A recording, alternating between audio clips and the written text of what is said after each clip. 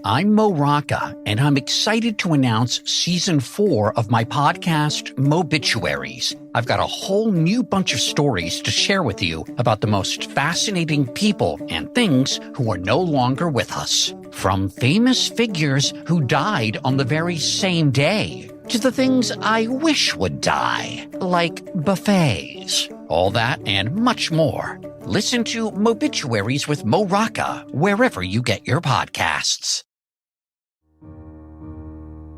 Inspired by the life of the savvy and ambitious Colombian businesswoman Griselda Blanco comes a new Netflix original limited series. Griselda tells the story of a devoted mother who, with her lethal blend of charm and relentless savagery, creates one of the most powerful cartels in history. Witness Sofia Vergara's captivating transformation into the godmother of the underworld. Griselda, now streaming only on Netflix. Barenaked, barenaked, barenaked, ABCs. Welcome to the Barenaked ABCs, where we discuss every Barenaked Ladies song from 7 to Y. I'm sorry I'm stumbling here, but Stefan just disappeared. I guess he decided to leave. Oh, he's back. Oh, that's bad. That's bad. I thought you had informed him to leave personally, but that's my understanding. Well, I just can't stand to hear him breathe anymore. Well, I was going to think of something dark, but I'm like, no, maybe I won't. You warned our guests, by the way, that we literally spend like an hour just making fun of each other, right? Just no. I don't. Okay. You probably should set that precedent. I probably should. Speaking of our guests, I should probably introduce who our guests are this week, right? Before they leave. Absolutely. Yes. So this week on the show, we have a Barenaked Ladies podcast coming on to a Barenaked Ladies podcast, joining us to discuss a song that they've kind of already discussed in some realms. We have Ephraim and Chris from Fully Clothed Men Discuss Barenaked Ladies. Did I get it right? There's no fully at the beginning of it. It's just Clothed Men Discuss Barenaked Ladies. Wow. Though, that is what I wanted to name our podcast originally. Because it's like the fully clothed, bare, naked. I feel like it flows better. Right. Yeah, Gets an extra syllable in there. That makes sense. But it gives us creative freedom to actually not wear pants when we're doing our podcast at that point, because at that stage, and in the world of Zoom, that's pretty good. Now, wait a minute. I listened great. To you. The additional freedom to be who you are and wear what you want is just, it allows your podcast to blossom. I haven't kept a record of this or anything, but I don't think I've worn pants for one of these episodes, actually. I haven't been paying attention. I'll have to check. I'll check my notes, but I don't think I have. But guys, I hear you and I listen to you every time the episode comes on. You announce what you're wearing. So, that is true. I'm hoping that you're telling all the listeners true information, that you're always wearing what you're saying you're wearing. Well, we have to be telling the truth because the reason that we establish what we are wearing at the top of every episode is to build that feeling and level of trust with our audience. Yeah. Exactly. In an audio-only format, we have to make sure that the listeners can believe, and we have to establish those boundaries there. So they have to take what we say at face value. But we gotta help them fill in the blanks. I mean, and Ephraim and I have both said individually that we have sometimes planned our outfits out knowing that we're going to be recording that day. Just like, I really hope I can describe something cool that I'll be wearing today. It's like, I've worn flannel the last 5 episodes. I need to choose something else. Well, if you're in Canada, flannel goes. It's nice and warm. It's true.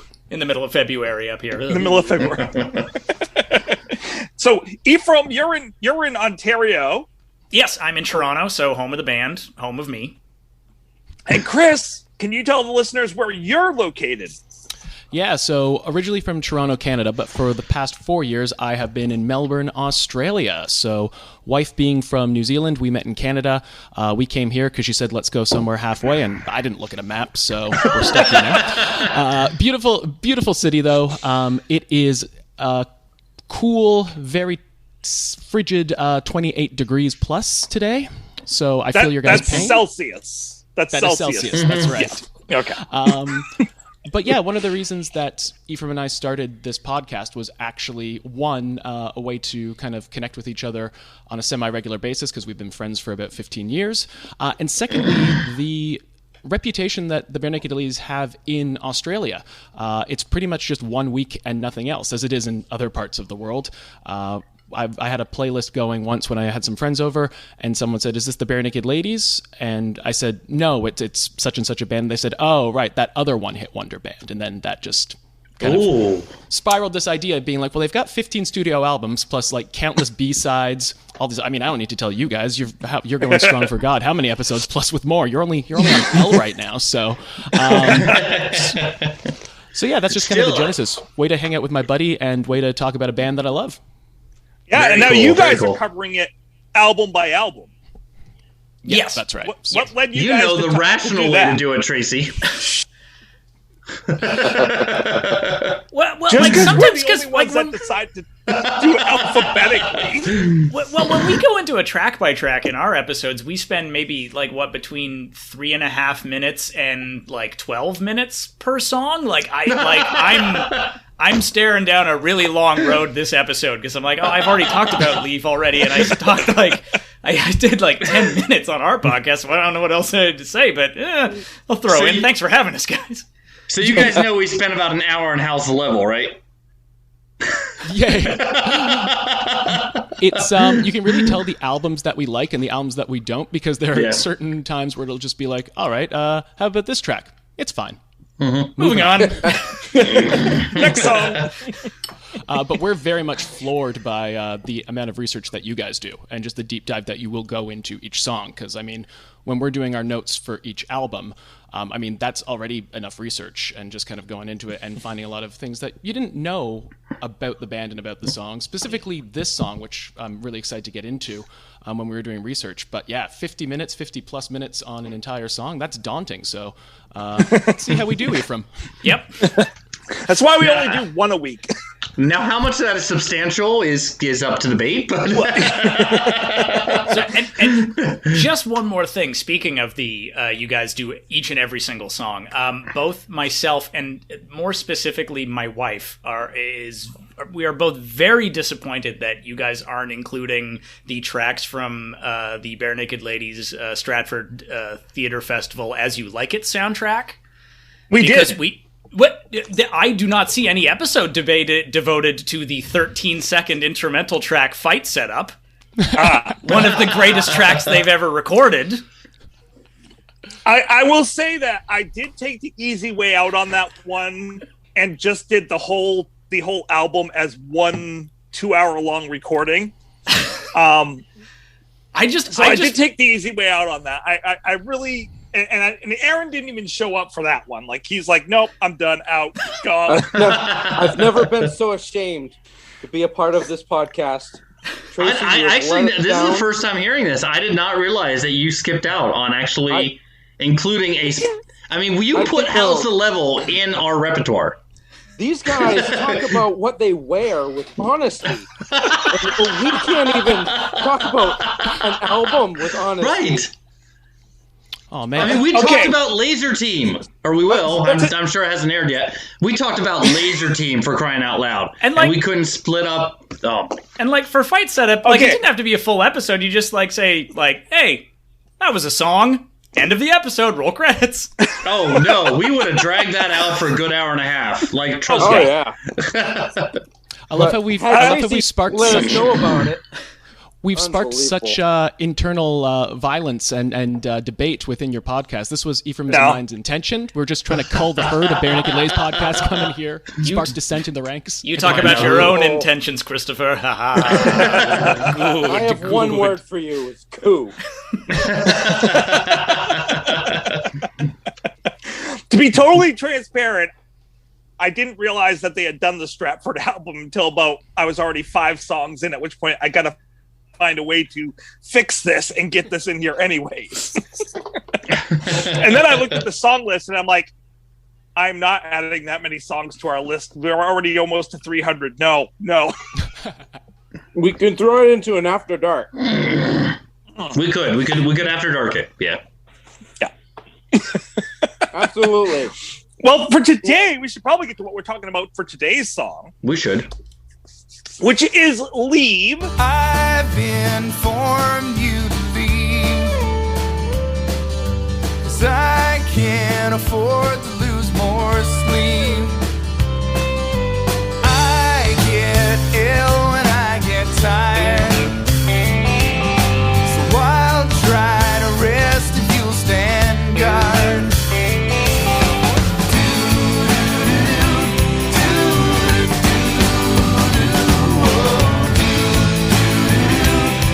From Stunt, since Aaron's not here to tell us what albums this is off from. I couldn't torture him. From the Wetlands.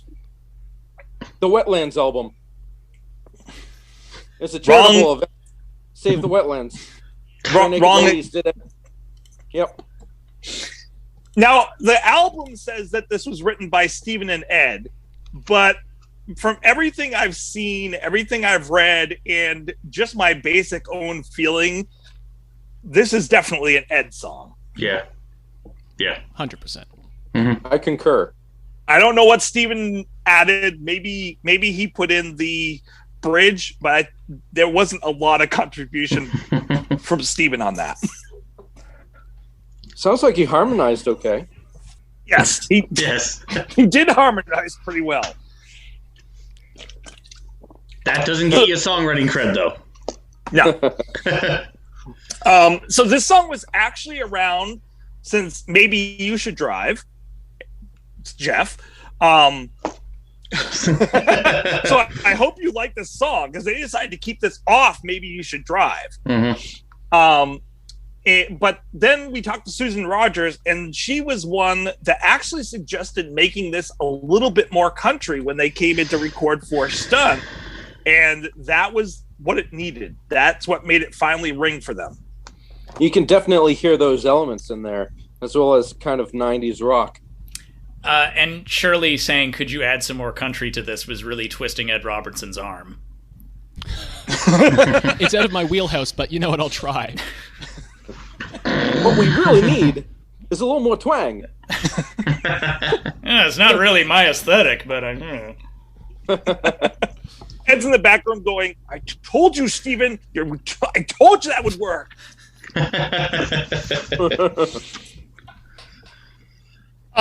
So this is a song that's a really old one, but they do pull it out sometimes. But only once in a great while. They've only played it 28 times in concert. Wow. And, really the last two times were 2013 and 2018. So it's out of their newer repetition, they leave it out of their list. I wonder if it's ranked very high amongst their fans to play it. Well, we'll find out tonight. Yeah. Well, I'm anxious to see what these two guest awesome guys have to say about this, what their take is on the song. It's awesome to have you guys on board. And thanks for having us, guys. This is really, really cool. I was saying to Tracy before we started recording, thanks so much for inviting us on when we had only released one episode. That was a really cool vote of confidence for us. That's a lot of faith. having just started this weird thing we decided to do. So thanks. Tracy's a good people reader. He knows. He just knows. Oh. He's good at that. So you guys have already discussed this song. So I don't want to make people have to re-listen to a lot of the stuff that you've already said, but whatever you feel comfortable with adding about what you think about this song would be wonderful. Supposedly, Aaron is going to be sending me his breakdown tomorrow night. So, Aaron, what's the breakdown on this song? Here are Aaron's notes on the song Leave.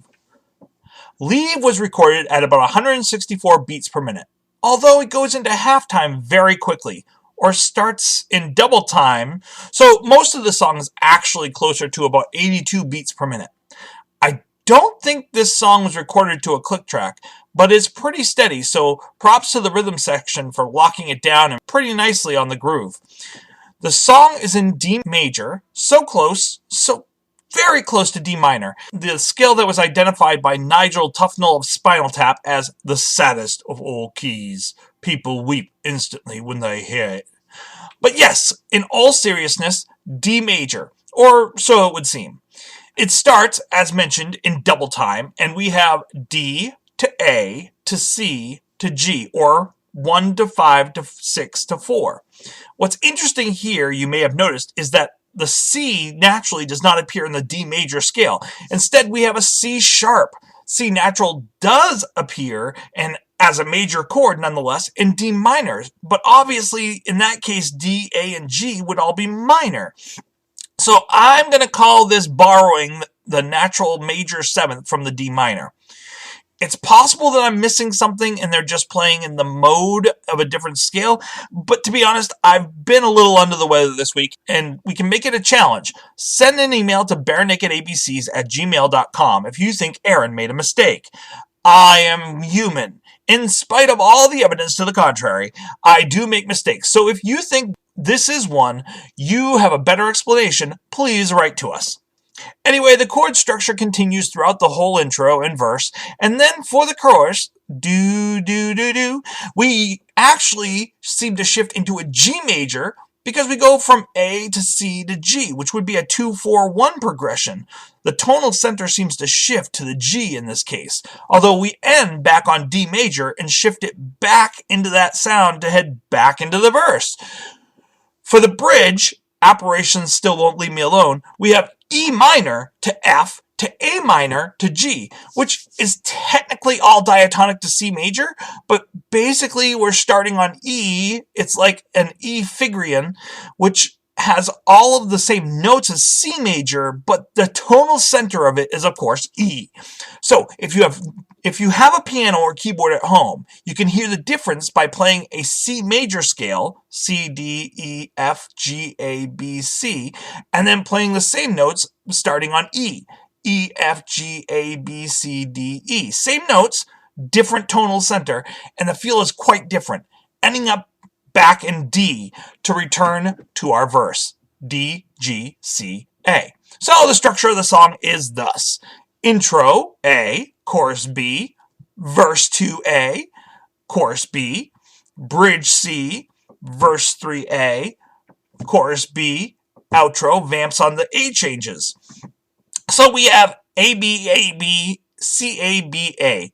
A very traditional pop rock structure, but as you can tell, it's not entirely traditional or necessarily simple. Even though a lot of the chords overlap, there is potentially a borrowed chord in the verse, potentially a key change in the chorus, and certainly a key change to the figurian mode in the bridge. This is all terribly interesting from an analysis perspective. The sound of the song is classic B&L, jangly pop rock and perhaps a little country in there. The guitar work is great. There is some nice electric doodling, interesting synth work and violin, possibly an electric violin, which perhaps caught my attention the most. Nice vocal harmonies as well.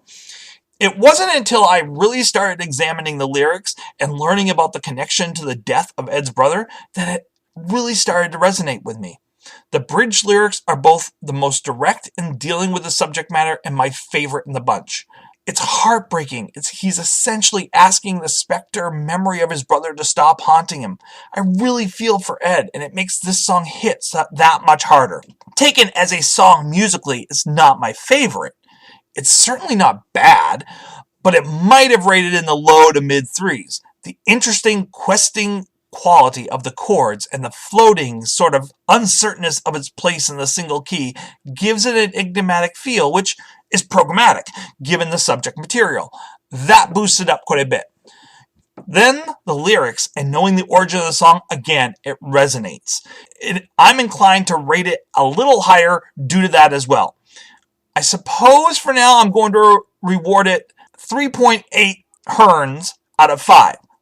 With an asterisk, noting that I might come back to revisit this come New Year's Eve. Amazing. Oh, Nailed wow. it out of the park as always. I never knew that. Jeez. That was really excited. Aaron's ever done. I'm very excited to find out all of those facts when we listen to the episode later. Well, I can't believe he thought this was off Silver Ball, though. He always beats me up afterwards. He's like, "You left in everyone's comments that show that I wasn't there." I'm like, "Yeah, that's kind of the whole point." And if you're releasing this on YouTube later, I've taken out one of my earbuds, so it's going to f with your continuity. I should have said, can we swear on this podcast? I'm sorry. Oh yeah. It's fine. Yeah, it's fine. Every time we swear, all we do is hear Yoko Ono. So. But yeah, no, awesome. We've done Stunt already. Very landmark album with me, and I'll let Ephraim kind of go into it, because one of the things that, again, I love about this podcast that we do, that you guys do, is it gives you an opportunity and a responsibility, which sounds really wanky, to kind of do a bit more research on a band that you love, things that you didn't know. So I actually, when we went into this album, didn't know a lot about Leave. And then Ephraim kind of took the reins for Stunt. He did a lot of the research, and he found out what Leave was all about. So Ephraim, I'll let you go into it there. Just because Leave is one of at least one of two songs that Ed wrote about the tragic death of his brother Doug in 1993 in an awful motorcycle accident. And I really like Leave because it is just a ghost song, which is a genre that you don't see a heck of a lot of in pop music. And I think I said this on our show as well. I hope that doesn't sound insensitive, that I like that it's a spooky song when it's about like a real person's actual death. But yeah, no, it's a really great tune. Tells a really great story. It's also a really interesting one because Stunt is probably, breakthrough album in the US, so a lot of people who had never really heard the Barenaked Ladies before, and they've got that reputation of being like this jokey, witty banter band, which they are, but then you've got a song that's about loss and about grief and sadness, and it's done in a major chord, and it's you got that more country note, as they said, but when you strip it back, it's like it's cathartic almost. It's him just literally talking about how he's been plagued by dreams of his brother, and I can imagine that like just the songwriting process probably helped him reconcile a lot of that. Yeah. One of the things that we've been finding from our breakdowns with Barenaked Ladies is it doesn't matter what song musically they always put in depth and strength and something behind the song. It's never shallow. It's always layered and tiered and rhymed and in fashions that are just ingenious to simplify the term, but it's amazing. It's like for instance, when I listen to the song, I would never recognize that it would be about his brother's death, except for the part where they're talking about apparition still won't leave me alone. It's as though you've never left. How am I supposed to remember you when you won't let me forget? And that's just a powerful part of the song that just like, okay, yeah, it's like but you can take it in a different way too. It's like if there's a relationship that you've been in and you're going around the house or something of that nature, and you keep on finding things of this person. It's like, oh my gosh, there's ghosts from this person. It's like, that won't leave me alone. The straps you choose to leave around. Yeah, that's a really good line there too, referencing that. But it can be referenced in any number of different ways. And I like that. Mm-hmm. But you did say the line, and we'll talk about lyrics later, but how am I supposed to remember you when you won't let me forget has to be one of my favorite Ed lines ever. Such an amazing line, and it's so And for a long time, I thought this was about a relationship breaking up and that loss of, or that wanting the relationship, but it kind of that back and forth of like in the relationship, out of the relationship, and it just like, I can't heal if you're still here. It wasn't until much later that I found out the meaning behind Leave, and I was like, oh, that really fits really amazingly as well too. But for me, it was always a relationship song. Yeah, and I thought so too when I first heard Stunt, but I think the one line that confused me with that theory is, so I'll try to rest if you'll stand guard. I never quite got what that meant in the context of a relationship, but then learning that it was about the death of Ed's brother, that line makes a lot more sense. Even the first paragraph, when I read that, I wasn't sure about that. I was like, I've informed you to leave because I can't afford to lose more sleep. And at first I'm like, oh, he must be dating a younger woman. But no, that's not the case. No, I thought so too. I thought that's what it was about. Yeah. I've always really liked the use of the word "informed" in that line. Like just a very calm but stern word. I haven't asked you to leave. I've informed you. You gotta go. It's like a written statement that he's had to prepare because ghosts are scary. So just to make sure that he gets his meaning out there. Yeah, I don't want to take off the spirit. Yeah. He's had his lawyer hand deliver the memo about please cease your hauntings. Cease your hauntings. I've informed you. How come you're not going? You got to go. This is the ghost. So Ed has directly come right out and talked about this song. If anyone has ever listened to the podcast that he created back when podcasts were brand new, around the time that that Barenaked Ladies Are Me and Men was being created, he had a podcast going that he was recording in the studio. And on episode 20, he actually talked directly about Leave and where that came from. I'll put part of this clip in right here. Shortly after my brother died, I started trying to write this song, and it didn't see the light of day till much later when I sort of figured it out emotionally. We were touring pretty heavily afterwards, and at the time I was rooming with Ty, and there were so many times I just had to wake Tyler up so I could get back to sleep because I was having these vivid, crazy dreams that my brother was in the room, and I would sort of be in a half lucid state, and it was really freaking me out. And I couldn't sleep.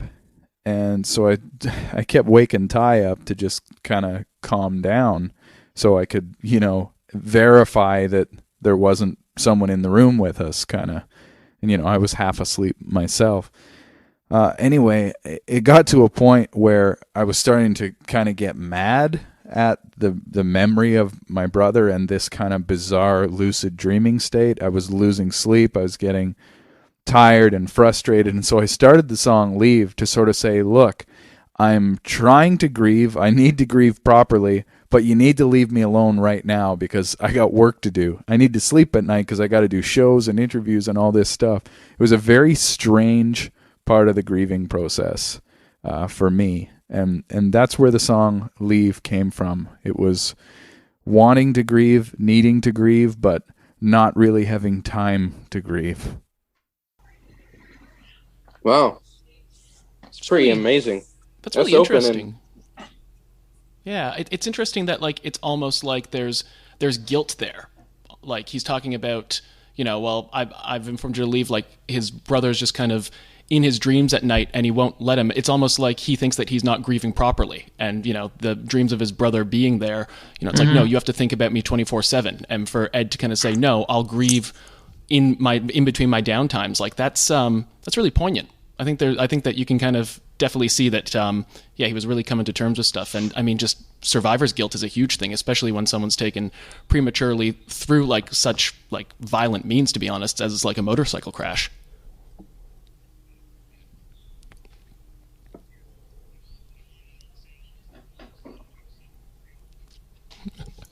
Mission accomplished, Chris. All right, well, I'm going to leave meeting now. Awesome. With a stern mic drop. So what do you guys think of the song? Oh, sorry, Tracy. So what I was trying to say before my own computer cut me off so rudely was I'm not a huge country fan. However, I like this song, and I think that this song, I talked before about how with Maybe You Should Drive, certain songs I actually raise the level a little bit because I'm like, I come back to them and I'm like, oh yeah, I kind of do like this, but it was put in between. It was put in this really weird order with this one, and also the same thing with Born on a Pirate Ship, just put in a really weird order. I'm going to convert you one of these days. I'm going to convert you. We're doing it out of maybe. order, so we'll see if the numbers. numbers. Am match I reading up this with that. correctly? That you are not as huge a Maybe You Should Drive fan? Oh, Maybe it's Jeff is maybe Jeff's it's my favorite. favorite. Okay, maybe it's my favorite Tracy, BNL album. Not yes. so much. Got it. Okay, It's, so right. Yeah, so don't listen to our second episode, Jeff. You'll lose respect for us immediately because I think that we're okay. Great. I won't. I respect everyone's opinions. But as I say, I know. I like I said, it's an unpopular opinion, and I know that. But I love Maybe a lot. But I think the problem with Maybe I haven't even heard the album. I think the problem with Maybe and Born is the ordering on those albums versus on this album. I think that this song, for me, in some ways actually benefited from the order, in that I don't think I normally would have loved Leave as much as I actually do. But because it was stuck between I'll Be That Girl and Alcohol, I've listened to it multiple times. I've listened to this album through more than any other album ever. Mm-hmm. And Leave has benefited from that because I've gotten the oh yeah, I really kind of like this song. And it's kind of forced me to listen to it more than I normally would have and really grown to love the song. Yeah, they put it between two really strong songs. I hadn't thought about that before, but that's a good point. For me, Leave doesn't really have a lot of country to it. For me, it has small elements in there that touch and come to the surface every now and then. But for me, it doesn't touch on that a lot. I would never categorize this as a country song. It's got some elements that come through, but for mostly it's like a 90s rock. I was trying to think of what it sounds like. I can't really put my finger on it, but not country for me anyway. It's one of the folkier tracks on the record because this is like one of their more like just straight up 90s alternative rock albums, and this is definitely one of the folkier tracks on it. But yeah, which means I love it. Because I'm always drawn to their folkier stuff, but yeah, I'm actually looking through, and I'm trying to see if there's anything else that would be considered folky on this album, and I don't. There's folky stuff on Maybe You Should Drive. I hear you over there. I don't see anything that. Did you? Was that out loud? I'm sorry. That's why I like Born on a Pirate Ship better, because that's like their. I do know that. Oh wait, you do like Born on a Pirate Ship? I love Born on a Pirate Ship. Whoa. That one's Born is my favorite Barenaked Ladies album. But that's I am. Are you sure about that? We got to bring these guys back and just have a whole conversation about this, actually. or can we do it now? Yeah, I was going to say, not now. No, that's interesting. Wow. Yeah, okay. All right, not now. The boss says no. I do know that on there are a couple of bonus tracks off of Stunt, and one of those is very folky, which is future episode for you guys, Long Way Back Home, which is Ephraim, I think, one of your favorite tracks that they've ever done. I only heard it like a month ago while I was re-listening to the album for our podcast because I didn't have the version with the bonus tracks, and then I said, oh, maybe I should listen to the bonus tracks, like, just in case Chris wants to talk about them, and then I discovered one of my new favorite songs of all time, which is Long Way Back Home. So, yeah, I love that song. It's so good. It's like a present from 1998 that I had just left unwrapped under the tree for 22 years. Never opened. That's awesome. Tracy, it's really interesting what you said about the sequencing, though, because I tend to agree. When we were doing Stunt, my kind of opinion was that I'll Be That Girl could have been a single. It's so upbeat, it's so positive, it's really catchy. So, and then you go into Alcohol. So putting that in between those two tracks, it's true. The sequencing of those three songs is really strong. And if Leave isn't really your cup of tea, or if it's something that is a genre that you wouldn't listen to as much, it's perfect. It's just kind of sandwiched in there. So yeah, really smart by them. Well, and listening to the album up to this point, you don't have a lot of slow songs. Like this is the exhale moment, which is, and it's a beautiful exhale moment in this album, right between those two songs. And I think if you smush those two songs together, they don't work as well back to back. But something in between there, like this or Light Up Your Room, really kind of eases that a lot better. Mm-hmm. Yeah, true. Also a good point on I'll Be That Girl, because I'll Be That Girl should have been a single. I agree. 100%. Yeah, like call and answer Jeff, is a really good song. I should be that girl. Call and answer is like a really good song, but it's weird that it was a single off of this. I always thought that I'll Be That Girl could have probably been a stronger radio presence, but I don't know. I'm not a multi-platinum selling artist in multiple countries. So. Oh, yes. Tracy, you really oversold I feel like him when that's you told me something- he was coming on. Just saying. Sorry. Yeah, Jeff was saying that he doesn't wear pants on these podcasts. Maybe he's wearing a dress on. Just talking about the song. Maybe he really is trying to be that girl. Kind of. Well, I'm jabbing at you. Aw, pals. So let's talk a little bit about the instruments of the song. We jumped right over the music because I threw it over to Aaron, then we left it alone. We should talk a little bit about the music, and I want to highlight especially one of my favorite parts of the song, which is Kevin, his first album. And Kevin is, we talk about him on all the other songs. He is knocking it out of the park with the lead guitar and the wah-wah guitar and the keys on this song. Great music. I love the sound of it. I think it sounds really, really good. Great rock, and it's well put together. Seems like it's coherent and smooth. I really like that in the song. So many of my favorite Barenaked Ladies tracks are the tracks that begin with Ed and an acoustic guitar, and this absolutely fits into that subgenre. So. And I like on the acoustic that you can actually, if you listen to the bathroom sessions version of this, you really get to hear Ed and the parts he's playing on that acoustic guitar so much better than what you can hear in this song.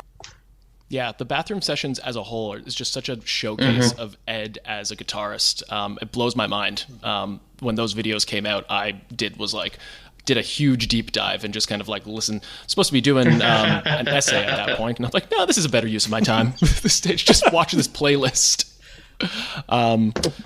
Yeah, it's interesting because Kevin Hearn's presence in this, I know in the liner notes of this album, they said, thank you for injecting new life into the band, or like a sense of fun. So it kind of stands to reason that this is like their commercial success, or the biggest one that they had in the US at that point, because I mean, he really adds so much to the band and still continues to. Yeah. I actually had to look that up because definitely one of the strongest parts of this song is that lead guitar. And I did want to check who did that. I'm also a huge Kevin fan. We talk about this a lot. I love Kevin absolutely a lot. But the guitar on this is absolutely fantastic, and that outro is fire. That guitar, that lead guitar outro is just that's amazing. Really good stuff. I'm not a huge fan of outros usually, and I will listen through, and maybe once again, it's because I've listened to this album so many times all the way through. I'll listen to that whole outro all the way through and just enjoy. That's saying a lot because of how much you like alcohol. Because I would be thinking you'd be like, all right, let's just go. But no, you're listening to the outro. That says a lot about it, though. I meant that in seriousness. Jeff, you don't have to bring in those personal issues into this podcast. Always do. That's how we roll. Oh, that's true. That's true. Tracy, I'm glad you like alcohol. Forget the cafe latte. Yeah, you didn't like alcohol at all. You hated on alcohol pretty hard, both of you. I did not hate on alcohol. I was moderate on alcohol. Yeah, we went from 5 to bringing it below a 5. No, my score was like in the mid somewhere. It was an average score. Not a hate. I don't even remember the song. Stefan hated it. I remember Stefan hating it because I just got done editing it the other night. Oh, yeah. I'm opinionated.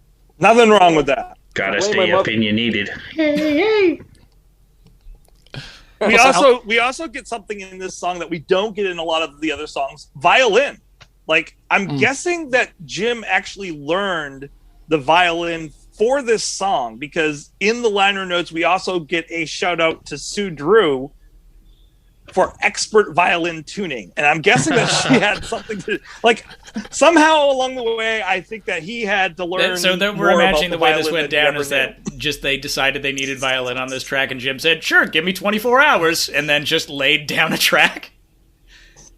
Because I would buy that story from both Jim Creedon and from Kevin Hearn with the number of instruments that man plays as well. But like, yeah. Yeah, I miss Andy. or Andy. I would agree with Andy. R.I.P. Yeah. R.I.P. Chris, thanks for bringing the in-jokes from our show into somebody else's show. I laugh every time you guys. Every time you guys say that on your show, I laugh so hard. Oh, good. He's not dead. It works. It works. Andy, come on their show. We know you listen. Yes. Set the record straight. No one's seen you for a while. We're not saying that we're perpetuating rumors of your demise, but if you want to set the record straight. It's been about a year since he was here, so I mean, I think he's. We're assuming things are good. Can anyone drive over to Moncton to find out? Check that out for us. He's in Moncton? Oh, that's close to us. I also love the theory that you have, Ephraim, about he's like, give me 24 hours and I will learn how to play the violin, but he couldn't learn to tune it, which is they bring in someone separate. He needed 48 hours to learn how to tune and play the instrument, but they didn't have enough time, so. That's pretty cool. I wish I had that kind of talent. I mean, I could see it though, because he's very eclectic on string instruments. So I could see, it would probably come fairly naturally to him. I would think, with some. I can't even tap on my steering wheel in beat. It's just can't even do that. Well, I mean, and he plays the bow on the double bass as well. So, but this is me, a non-musician, saying it's got to be relatively similar, knowing that it's probably more like a difference between a bass guitar and playing a regular guitar, and they're like nowhere anywhere close to each other, and it's learning a whole new instrument. Right. He probably held it like a bass. Like, all right, let's make it Just like an extra from a Christmas Carol or something, like sitting on a keg of ale in the back of town. How you going, Jim? My back is killing me. We don't have to bend down and play it.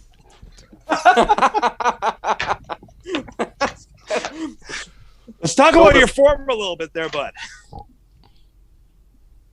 What? Me? You're talking to me? What did you say? I was saying, let's talk about his form a little bit there. Oh. Because he's down on the bad joke. Yeah. Like anything else that comes out of my mouth. Pretty much. Exactly. That's why there was crickets playing on that one. They were playing their own fiddles. Oh, I thought those were just in my head again. I'm sorry. It's the ghost. And we found a way to bring it all the way back to Lee. Someone has to do it. I do real things all the time. Me and Dev just talk about ghosts. My head is a back cat on catnip. So, does anyone else have anything more to add about this song?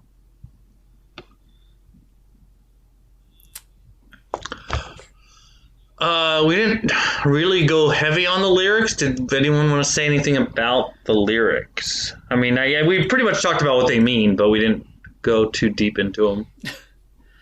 I expressed what I liked about them. You did. I'm sorry. I'm sorry, dear. I feel like we touched on this earlier, but I feel like it stands to repeat that. I just think the song really successfully paints that picture of the period of grief where you don't want to forget about the person, but the wound is so fresh you can't stand to be thinking about them all the time. And it just really, and it's I feel like that's a really universal way that a lot of people go through a grieving process, and I think a lot of people could see themselves in Ed's story in this song. I love a song about a ghost. One of my other favorite bands is the Decemberists, and they have tons of songs about ghosts. So like any time anybody busts out a ghost story folk song, I'm all in, guys. So that's why I love this song and why I thought, hey, we should come on that episode of the podcast when you gave us our options. When Ephraim listens to "If You Could Read My Mind" by Gordon Lightfoot, he just keeps on looping I'm the a "You Know the ghost Ghost is and Real" you're a ghost and everyone.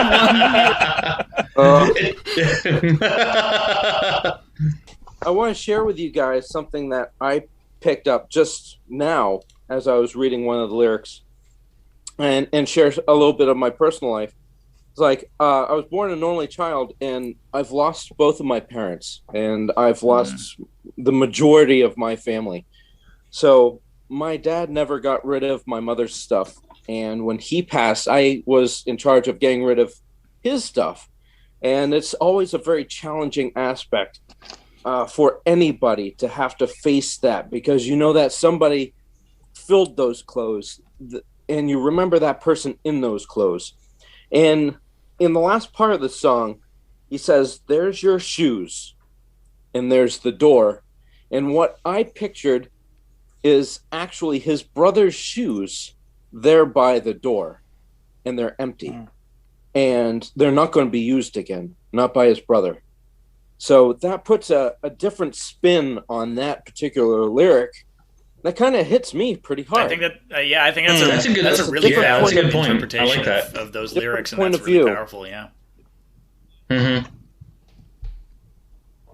Absolutely Yeah. it is. Instead of like, "There's your shoes, get the F out," you know? Well, not to, obviously, your story is very personal and emotional, and I don't know if I necessarily connected that way, but I love what you said there. But I do, one thing I do like about this song a lot is the return to the original chorus. Obviously, that line meant a lot to him. "I've informed you to leave." And we talked about the inform, but, he uses it at the beginning of both verses, or actually all three verses, but to come back to pretty much the same one, then Stephen's echoing on that last verse, I think is what sets that apart. And I really love that wraparound to coming back to the chorus and then switching it up and giving you those lines, Stephen, like you said, that really powerful imagery of "There's your shoes, there's the door, please don't come here anymore." I mean, I think Chris mentioned that it was there's this feeling of guilt there. Like, I don't know if I'm grieving right. We talked about the previous song that he wrote about his brother, and in that one, it sounds like there's a little bit of acceptance there. Like, his brother wants him to move on. His brother wants him to do other things. Here, it sounds like the opposite. Like, he feels guilty trying to move on. He's losing sleep. He's still seeing him. I just want to, continue, which it sounded like his brother would have wanted him to. But yeah, yeah. He's like, I already wrote one song about you. Wasn't that enough? Get out of my dreams.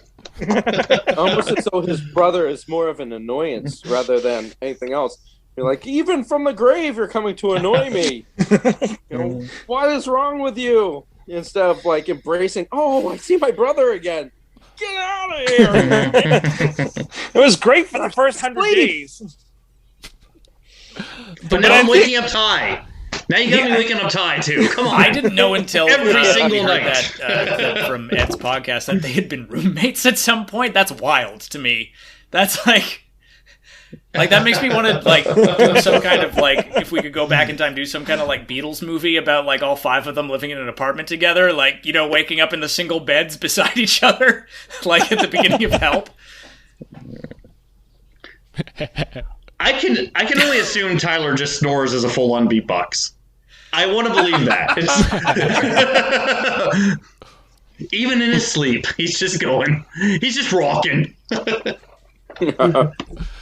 The season finale is when Andy leaves and Kevin comes in. It's very dramatic. That's right. Oh, yeah. Oh, look, Andy's been recast. Interestingly enough, between season 2 and 3. It's always that season 3. They got to bring in a new cast. Mm-hmm. Mm-hmm. One thing I would say that was really interesting to me is the seldomness at which they do play this at their live shows. Tracy, you were saying, I think, only 28 times. And it leads me to wonder, because Ephraim and I have discussed a lot of times that there are certain songs I feel like they should retire when they're touring live, because Ed does a really good job of ones that Steven was lead vocalist on, but there are some that like Steven, like those are Steven's songs, and it's like maybe you shouldn't play those anymore. Whereas this is all Ed. It's such a strong song that you could play with the band, you could play solo at their encores, but it might and I mean I'm just speculating, it could just be maybe it's too hard for him to play. Maybe just the memories. It's a really emotional song, so I don't know if that has something to do with it, but I can only imagine playing a song about the memory of your brother has got to be really tough. Yeah, because even acoustically on stage, as the other band members are resting, it could be one of those that But it might be one of those songs that were like cathartic for him at the time. Like I had to write this at the time, but like Chris said, I don't want to keep revisiting it. It served its purpose back then, but it's not maybe a crowd pleaser. It's not a song that still has a significance as it did back then when he wrote it. Well, and I think that that comes into one of the things that he had said, which is it didn't see the light of day until much later when I figured it out emotionally. Like at that time, around Maybe You Should Drive and Born on a Pirate Ship, it was too raw. But when they came back to it with Stunt, he could look at it a little bit more objectively and be able to look at it musically, why it wasn't working, and listen to any probably creative criticism about ways to change it that would then make it a more recordable song. And a nice side effect about that is that now there's this beautiful tribute to his brother on their best-selling album of all time. So if it was on one of the earlier albums, it wouldn't have had as wide of an audience. Yeah. True. And it could be just used as a grieving process too, rather than something to flaunt or whatnot. It could still have a lot of emotional resonance with the rest of the band members to the point where they want to respect that vulnerability. Wow. I really hit something important there because everybody's not talking. Now you know how I feel. But I'm nowhere near as good looking as you are, Tracy, so... We covered that before. We covered that in the After Dark. Oh, okay. Oh, everything gets covered in the After Dark. Ironically. So I have two things I wanted to kind of put out there. Is one, which is you were talking about ghost songs earlier, and one of the things we don't hear a lot in ghost songs, we hear a lot about happiness about ghosts coming back. We hear a lot about sadness about ghosts. We don't usually hear a lot of refrain or discussion about the anger toward death. Even in songs about death, we don't hear a lot about that discussion. And here Ed is talking about his anger. Yeah, that is one of the seven steps. I think that it's is really not important. really dealt with musically and lyrically very often in pop rock music. And the other thing I wanted to bring up was the chorus, which has to be the most simple chorus. But I usually don't like simple choruses. But I don't know. There's something about this one that I really love. It's one word. Or one noise, one sound, so to speak. In the do-do-dos, that's the chorus of this song, and yet it really works because the verses are so strong in and of themselves. You could make a case, though, that since it's a ghost song, it should have been ooh, but that's one thing I do have to disagree. That's my trouble with Jeff on this song, is I am not a fan of the do-do-dos. Really? I'm not, no. If we're being honest, I actually wish there would have been some level of a chorus or some level of a verse or stylistic change there. Like you, I don't tend to like simple choruses for the most part. Every once in a while, they work for me. Then this one, it doesn't work as well for me, and I feel like it actually kind of steps away. And actually, that's one of my issues with the song in general. If we're gonna talk about that, but I'm not sure. I would have liked to have heard the version before it did go country. I would have liked to have heard the Maybe You Should Drive version.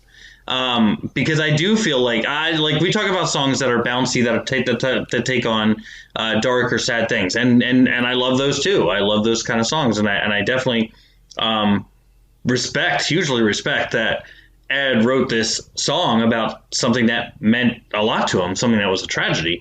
But But the style of this song for me doesn't work as well for what the song is about, and that chorus is one that stands out for me. Well, good to know. Yeah. It's interesting about the style because it is so upbeat and country, I think that probably definitely does lend itself to a lot of people thinking it is a relationship song, right? Rather than what it is. So yeah, that's a really good point, actually. Yeah. The whole country theme might mislead people into thinking it is relationship-based. Well, like I said, until I was told this is about Ed's brother, which is recent, like only within the last couple of years, I'd say. So for almost a decade, I thought this was a relationship song. I never once thought this was a song about a person's death. And I think the style of the song lends itself to that for me, at least, also, personally. Only tangentially related. I find it strange that the do's are considered the chorus. Because I was thinking, is this a song without a chorus? Yeah, it's would, just yeah. like verse, bridge, verse, instrument, like do, verse. Yeah, it's interestingly structured that way. That's what ends up being the chorus technically. Mm-hmm. For a band that like pretty much jams in as many lyrics as they can in a song, for it to be do and just the structure of that is very sparse lyrically compared to a lot of their other stuff. Right. That's when he fell asleep in the middle of the night. He finally fell asleep, and that's why. He was so exhausted he didn't want to write a chorus. This is what I got. I'm done. And Stephen Page has talked about that. He's talked about that too with It's All Been Done. He said in the liner notes for The Greatest Hits, he's like, we was so wordy on like Brian Wilson and some of those early songs that he just wanted to go ooh. But that's an example where it works for me because of the feel of the song, the flow of the song. It's all been done, ooh, the harms and everything. It's a big band feel. It kind of moves here. But in this one, for me, it feels like a step back. You've just built up, especially after knowing what it's about. You build up a really powerful idea with this verse here. For me, it pulls back to be like do do do do do do do. You know, I don't know. For me, it's a little bit jarring. Well, and I'm wondering because we know that usually one of them would write the verses chorus and then the other would write the bridge or something along that line. We know that. Well, Stephen wrote the chorus. That's what it is. I assume that Ed wrote the verses and the bridge, I would assume, because given the lyrics about the apparition won't leave me alone, like it sounds very Ed-like, and it also more and more you're making it sound like Steve just couldn't be bothered one day. Like, Steve, you want to do the chorus? do do do do do do do.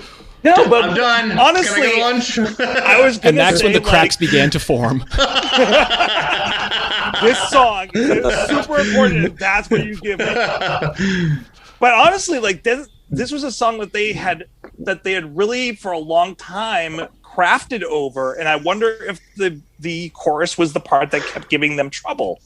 And then like Steven's like, you know what, let's just do this nice little thing here in the middle in the background, and Ed was kind of like, yeah, you know what, that's our chorus.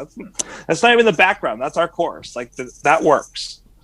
No, it's on the same album where Steven said he didn't want to be wordy anymore, so that would kind of make sense.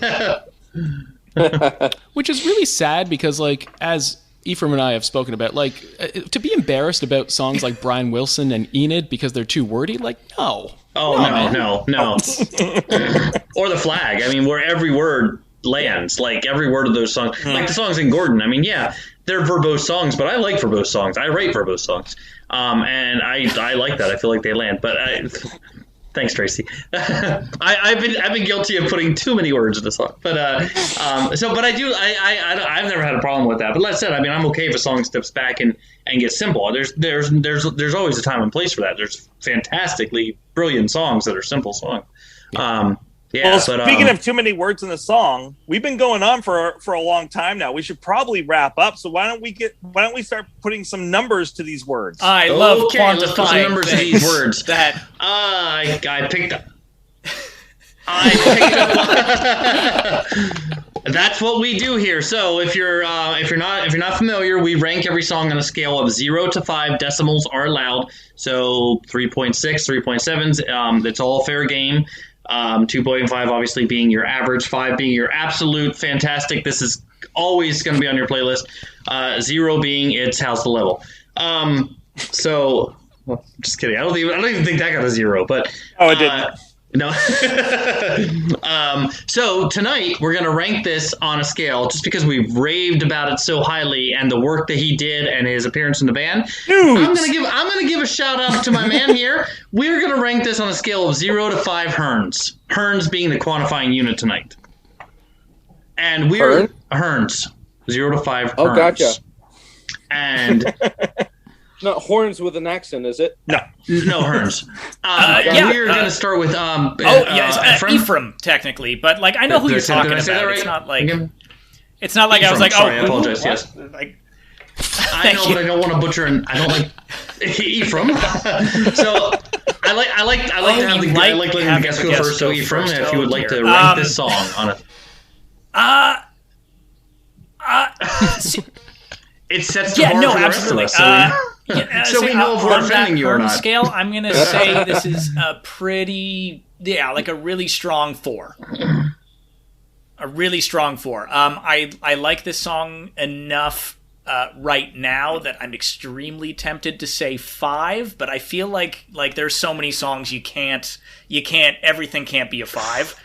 So I'm going to, decimals are... Decimals are allowed. No. Round number 4.0. 4.0. Yeah. 4.0 All right. Herns. Okay. So solid 4.0 Herns. We had to go to decimals because we got 300 songs. Like it's you got to start breaking it down at some point.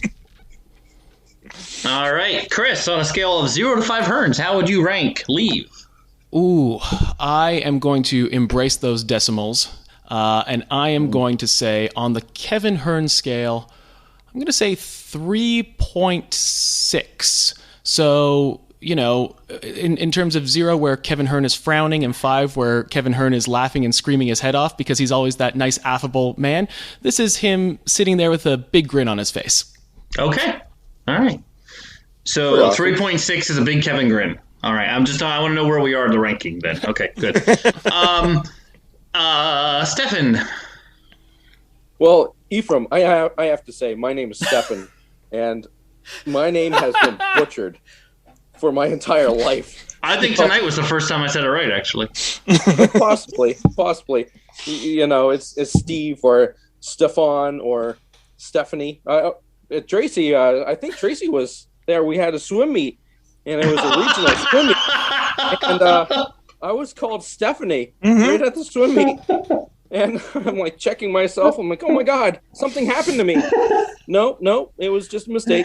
So, and all the other. I just love how every story that you guys ever have goes back to swimming.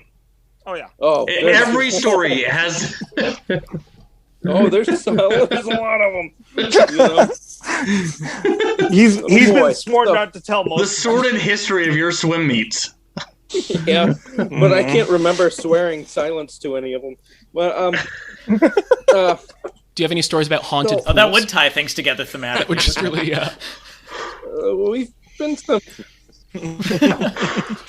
We've been some interesting places, that's for sure. But as far as the my ratings on the Hearn scale, I like the music. Jeff and Tracy will attest to how I'm a simple man. I like simple music, and this to me was a very simple song. They had elements of a little bit of country in there to kind of throw it in a certain direction, and I kind of like the do-do-dos in there because, why overcomplicate it? You don't need to overcomplicate awesomeness. So for me, it was a good song. I would definitely have this on my playlist. So, is it one of my top rankers? I'm not sure yet. So, I think I'm going to go with like a 4.3. It's up there, but it's not like, oh my God, I gotta call my mother, who's dead, by the way. So that makes it weird. But that's. Well, you just took the air out of the room with that. I know. I have to communicate with a Ouija board, but so that's what I was. Oh yeah, I kind of did, didn't I? Mom, I'm doing the podcast. I've informed you to leave. There's your shoes. There's the door. This got really dark. It's a dark song, so it's true. Stop throwing the plates around. Stop. I'm just kidding. You got a joke, you know. My mom's a poltergeist. This fall on the CW. They're going to have sense of humors over there too. So right, yeah. All right. It's all good. So I guess I'm on the haterade tonight. So leave. I do. I mean, I love the sentimentality of it. I love the fact that I always respect a song. It's hard to rank a song that's a true story about a loved one's death because you want to be fair. I mean, you don't want to say anything that's could come off wrong. And I do love the song. I love the idea behind it. Lyrically, there's some good moments in here for me. The verses I love. I like I said before, Kevin's playing on this song is fantastic. Ed's playing on this song. Vocally, Ed's doing an amazing job here too. I love that wraparound at the end with Steve's verses. Couple things that just never quite gelled with me as much as they should. And I love Stunt too. Stunt is obviously up there as any BNL fan's favorite album. It's just a fantastic album. It's right between two really strong songs. But for me, the musical styling of it, I'm not sure it worked as well for me, and I'm not a huge fan of the do-do-dos. I wish something else would have been there to kind of sell the strong verses that they had there. So I gotta go lower on this one. I think there's enough to keep it on the higher end for me, but I'm below Chris, and I gotta give this a 3.1. Kevin Hearns. And Tracy is not here to write down that score, so I'll put it here. He'll listen to it. He'll be fine. There he is. Are the scores on a separate spreadsheet? Back. He's got a spreadsheet. Yeah, he's got a spreadsheet in front of him where he has all the rankings and everything. Oh yeah, all the rankings. Yeah, at the end of the year, we actually go back and we look at it and we can revisit our rankings. I like that. That's awesome. I like that. Yeah. So whatever rankings we pick during the year, we have a chance to change them at the end. Nice. Or rethink the song, Ashton. Mm-hmm. Because our opinions usually change once we break down the song. We listen to the lyrics and we read the lyrics, and then we find the context of the song. Our opinions change as we're doing these podcasts, and that's what's really cool about it. Yeah. We usually gain a much greater... I think we've been finding kind of the same thing with our show, too. As you talk and you learn more about it. I do find that's true. If you find out some background information, you find out some things you didn't know, you could definitely evaluate your ranking.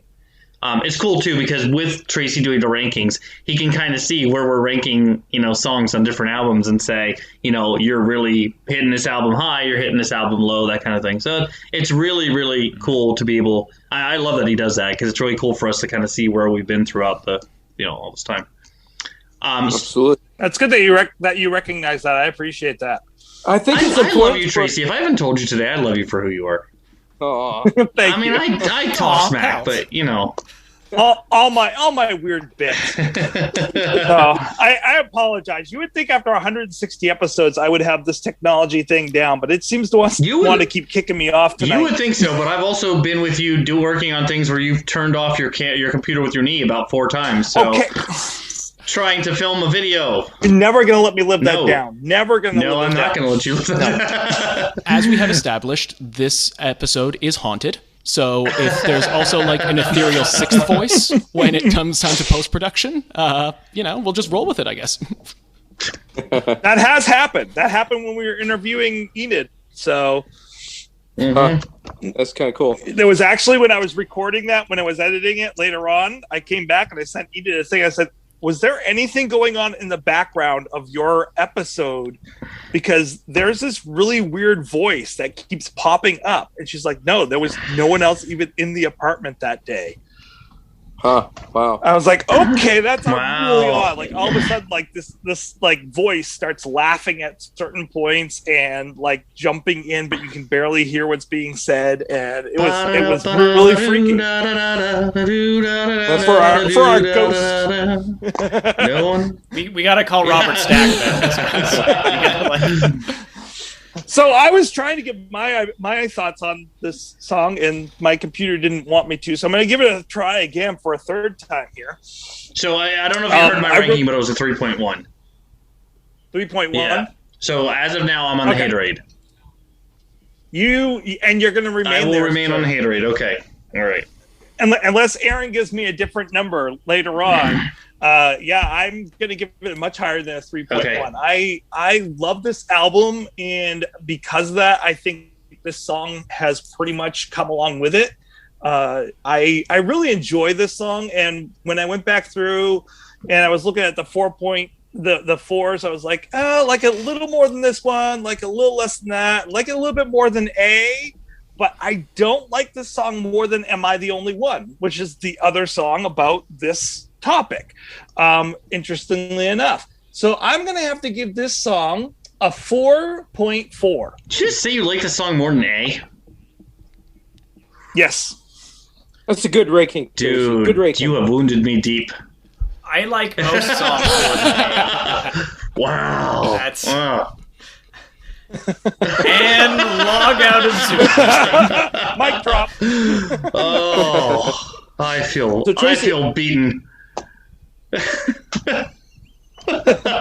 For appearances for this week, I do want to throw out there that Ed, during this time, has been working with Donovan Wood to write some songs. Donovan has recorded some of them and has put them on, one of which was Man-Made Lake, which you can hear Ed and Donovan's song online. I want to say that either Man-Made Wood or God. There's another one. I didn't write it down this week. I was going to use it for next week's. But the other one that he also wrote with Donovan, I have seen one of those two names on the set list of when they're recording the next album. So my guess is that one of those will actually be on the next album that BNL is releasing. I am so extremely excited. Donovan Woods is one of my favorite current singer-songwriters. That's awesome. That's amazing. Have you heard the new song Man-Made Lake? No, I have not. I highly encourage everyone to go out and listen to it. It's really cool. Yeah, and Donovan Wood's an amazing musician, and he is also married to a woman named Meredith, who is an amazing sketch comedian that Ephraim and I did a few shows with a few years ago back in Toronto. So shout out to her as well. Mm-hmm. Yeah, I think the first time I heard Donovan Woods was when he was the musical guest at Sunday Night Live. That would have been mine too. Yeah, it's like a weekly Saturday Night Lifestyle sketch comedy show in Toronto that a bunch of friends of ours were a big part of. But yeah, I think that was back before Donovan Woods had that was cool.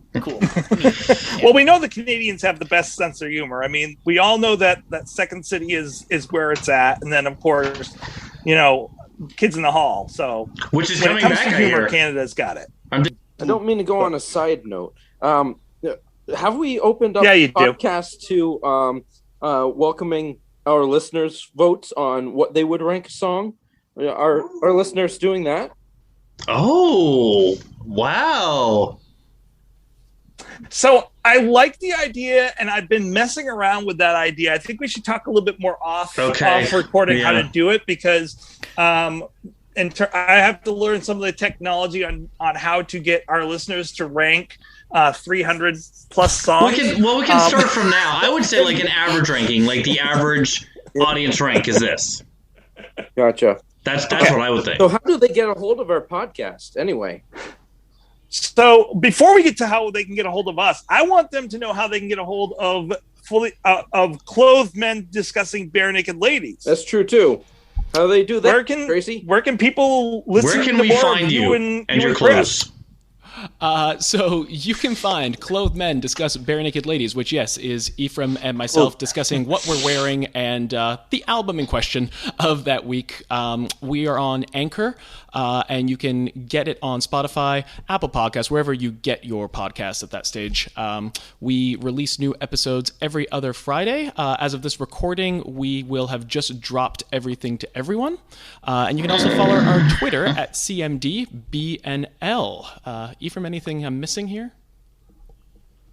No, I think that's pretty much all the ways that you can find our show. and you should listen to it. We think we're all right. No, you guys are amazing. I love listening to it every time it comes on. Oh, thanks, man. I appreciate that. The only one at really cool. this time I have not downloaded and listened to was Maroon, and that's just because we were on vacation for the last week from school, and I have no time to listen to it when I'm at home. I listen in the car. So I will listen to all of them but one, apparently. Yes, everyone listening should listen to all of them. Jeff, you can skip Maybe You Should Drive. Okay, all right. How do you? Yeah. I do want to ask though. How do you feel about Life in a Nutshell? One of my favorite songs. Okay, One of all my right, favorite songs. we're good. Good. Yeah. You Okay, can skip all to right. that part. No, that's a huge favor for me too. I am curious though. Let's say that you're a BNL podcast that didn't wake up one day and say, "I want to spend the next 300 episodes of my life doing songs." Every song they ever wrote, and you're doing albums. So what's the game plan then, when you get done with the album to continue going? Do you have any plans there? Or? We hadn't really made any plans so far, because so far we were going to do like the 15 studio albums and then maybe do like a Christmas episode and a kids album episode and maybe like then odds and ends, anything that we like find important that fell through the cracks. But after that, like, I think by the time we get to the end of the season, we'll kind of think like, do we want this to be a limited series, or do we want to pick another band? Do we want to pick a different topic entirely? Do BNL adjacent. So it might be just a limited series that's like 15 to 18 episodes, or we might do it on Kevin Hearn and the Thin Buckles, because we just found out that was a band as of a couple of weeks ago. Oh, well, you got the Cregan brothers too. You did Cregan's, and Well, we said something about like, oh no, we like Kevin's tracks, but I mean, he's not really a front man. And then a buddy of mine who was listening to the show, he's like, actually, he is dumb. And then we had to issue a correction at the beginning of our next episode after I had listened to a couple Thin Buckle records, and I'm like, yeah, no, you're right. Yep, no, we'll walk that back. Retraction. Our episodes are full of retractions, but maybe you should listen anyways. Exactly. Yes. Make sure you guys go out to listen to Don't Talk Dance too. Like Tyler's got his own breakout group. Again, also did not know that until right now. One album. Wait, good times. Andy Cregan has a solo career. Then they have the Cregan brothers. Brothers Cregan, yeah. Then you have the Cousins with Kevin and Harland. Stop! You guys could do it forever. We're not going to go forever, guys. But that's like another 300. You realize songs. how many albums they could release between now and Z? Why? But this is really fun, and we really appreciate you guys having us on. Yes, thanks for coming. It was a lot of fun. Definitely. Great. Come back anytime. Yeah, it's been a ton of fun, back. guys. Thanks so much. Yeah. Anytime you want to discuss a song you've already discussed. I do have a question for you guys. So, Jeff. I'm not sure we're going to talk to the guest. Jeff, what's the legal age for drinking in Pennsylvania? It's the same as it is all over the nation, I believe. Okay, so it's 21. Okay. So you're setting up a pun. I get it. Never mind. Do you think by now I would know this? But Ephraim, what is the legal age for drinking in Canada? It is 19 years of age in Ontario, and last time I checked, it's still 18 in Manitoba and maybe one or two other provinces. Okay. Chris, what about down in Australia? It's more of a guideline in Australia, but no. but legally 18 across. Legally 18. You don't have the beer in the bottles down there and the nipples and the babies are drinking out of it down there. Not yet, but $1 million patent. Well, I was just wondering because, I wanted to know what the legal age at a variety store was. Because that's what we're discussing next week, is we're discussing BNL's cover of the Rio Static song. Wow, we are deep cutting it next week, aren't we? Yes. That setup was a journey, man. I was with you every step of the way. It was very sweaty, but I appreciated it. Welcome to our world. I had no other way of getting to that point. It can take a while. It can drain you, but eventually you do get there. And well, thank you guys very much for coming on the show. It has been a real pleasure. Yes. Yeah, same thing to you guys. This is awesome. Take care, guys. Yeah, you too. Thanks, that was fun. Don't forget, no regrets, except maybe one. To celebrate joining Pantheon Podcasts, Rock Camp, the podcast, the official podcast of Rock and Roll Fantasy Camp, is giving away a guitar signed by Mike Portnoy of Dream Theater, Marty Friedman, formerly of Megadeth, and legendary shredder Zakk Wylde, plus our rockstar counselors like Vinny Appice, Monty Pittman, and more. To enter to win, simply follow, rate, and review our podcast on your preferred platform, and that's all you have to do. For more information, go to rockcamp.com/podcast.